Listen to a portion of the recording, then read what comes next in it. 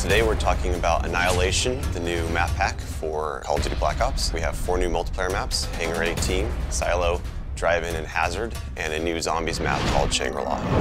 Hangar 18 is based in the highly controversial Area 51, and it has a lot of Easter eggs that play up the conspiracy theory aspect. Hangar 18 is a medium-sized map. It has a pretty classic multiplayer gameplay structure. All the paths lead through and around the hangar. It kind of caters for all game types. You've got your close quarters going through the hangar. You've also got some sniper points as well. Strategically, you want to hold down the hangar. If you can work with your teammates to really control the 4 main flow points, then you're going to dominate the map.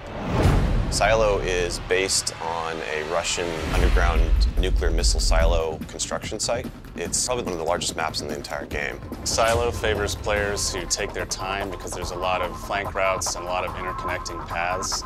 So players who are smart and use decoys and pay attention to the mini-map are going to be more successful. You can't really stick around in one place for too long because you're going to get shot from multiple angles. You really need to learn how to play the map, how the paths flow, and you need to stay on the move.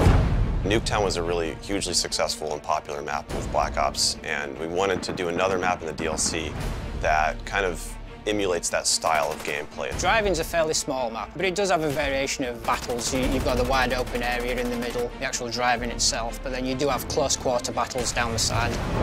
So Hazard was inspired by one of our World at War maps called Cliffside, but it's a complete reimagining of it.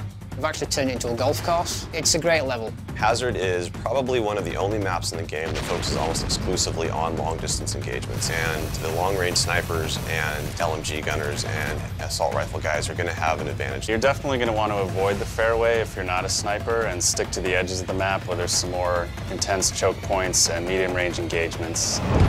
The story in Shangri-La is shrouded in mystery. I love to leave it up to the fans to derive their own ideas from it and also discover the facts that we put in there. I hope they really get the sense that we've taken this to just a whole nother level with the new weapons, the new environment, the new ways of getting around the map and things like that. There's a lot of holding areas, escape hatches, and things that let you get out at the last minute, which is a contrast to Call of the Dead, where it was a very wide open map. This is a much tighter map. Don't hold out too long. If things look like they're getting rough, get out of there.